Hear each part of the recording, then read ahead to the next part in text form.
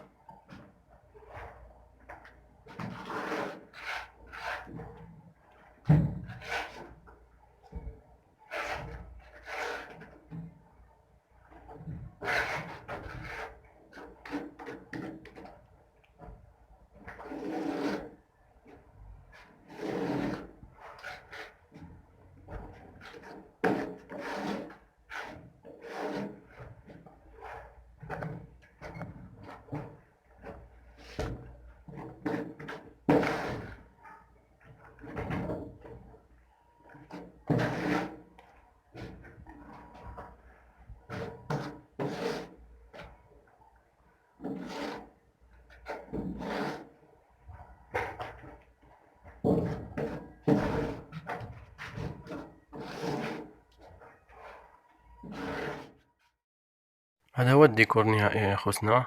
كما كتلاحظوا معنا في الصورة، الجوان كرو داير مع الجنب، الجوان فيه 8/5.